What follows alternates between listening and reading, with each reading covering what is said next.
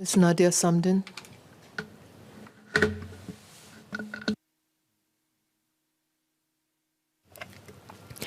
Madam Deputy Speaker, I rise in support of the bill.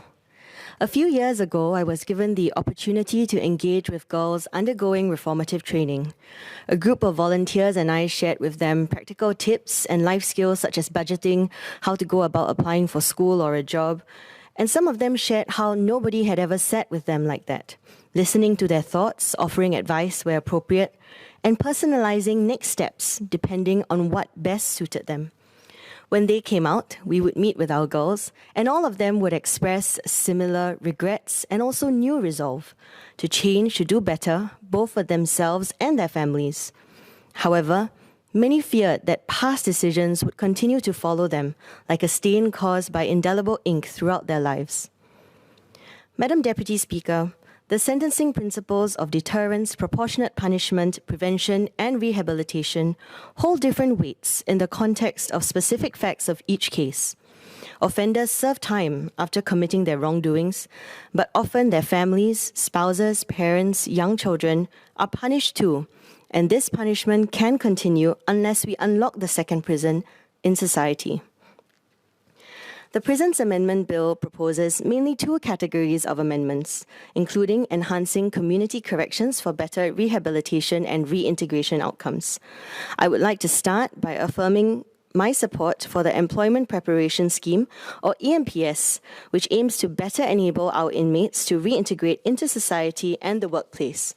In 2021, I've spoken about similar issues, such as assistance for inmates' families and support for youth offenders, and I'm heartened that more steps are being taken to enhance the rehabilitative process, as it is a critical step in helping inmates and their families to reintegrate and in time contribute to society.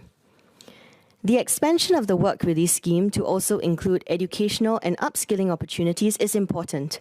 Studies consistently show that education while carrying out one sentence improves an inmate's post-release employment outcomes and reduces recidivism rates.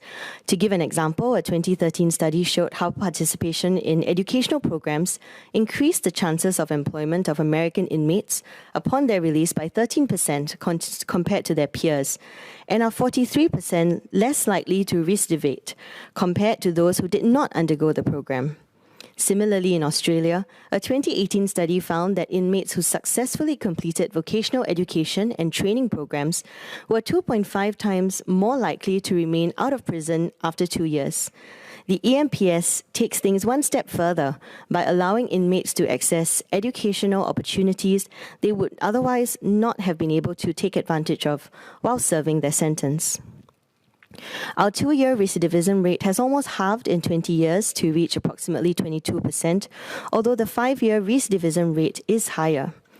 Singapore Prison Services has also been expanding its rehabilitation efforts in recent years.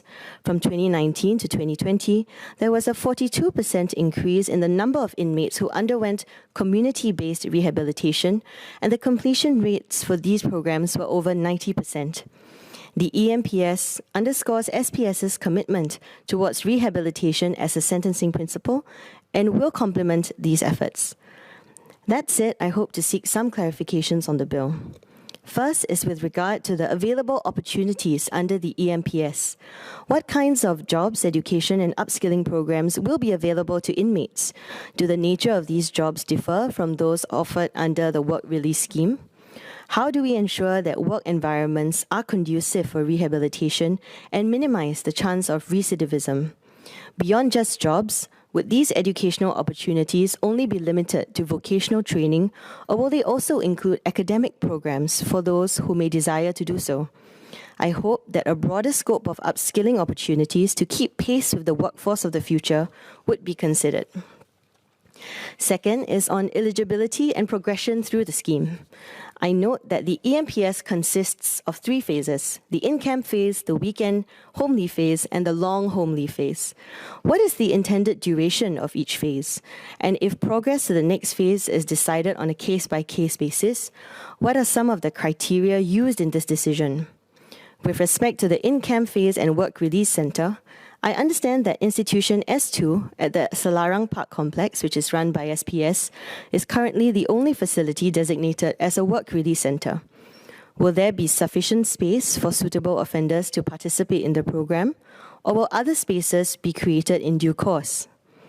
In addition, one of the criteria mentioned in the bill for eligibility of the program is the level of family support an inmate has.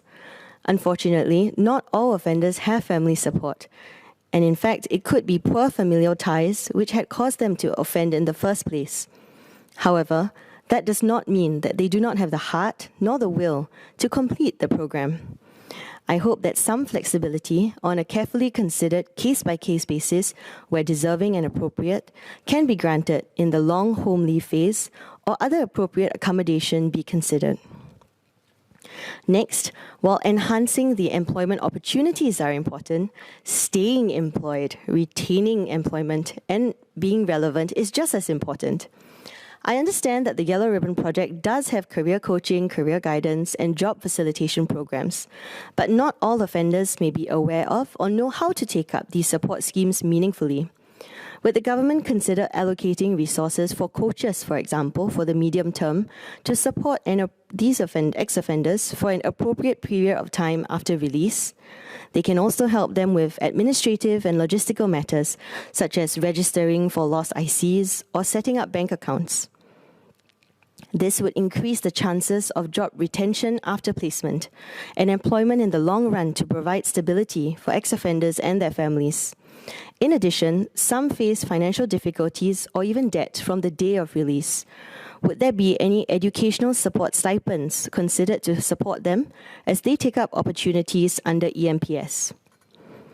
Lastly, while the EMPS might better equip inmates with workforce-ready skill sets, on its own it cannot change employers' and colleagues' perceptions of and sometimes prejudice against ex-offenders. Unfortunately, stigma against ex-offenders remain prevalent.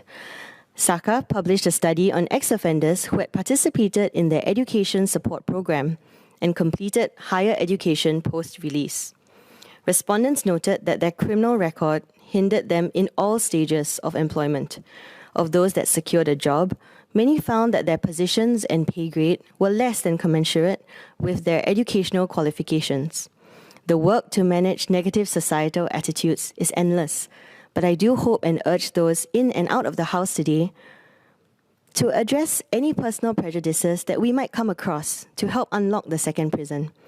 I am very blessed to have a mixed pool of volunteers on the ground, some of whom have served their time, some of whom we met through the Yellow Ribbon Project actually, and then decided to spend their time volunteering. Many share that in the past, it was always someone else visiting them and their families, and that helped them along in their journeys, allowing them to cultivate stronger ties with their neighbours and own communities on the ground gives them a chance to see things from a different perspective, make amends, and to feel like they too can have purpose and help others. I am very grateful when they choose to step forward despite curious glances at tagging bracelets, difficult conversations about where they have been for the past few months, and even more grateful when they manage to stay the course. I hope that society and more community organizations will give them a chance to become volunteers and in time community leaders perhaps, when it's possible to do so safely.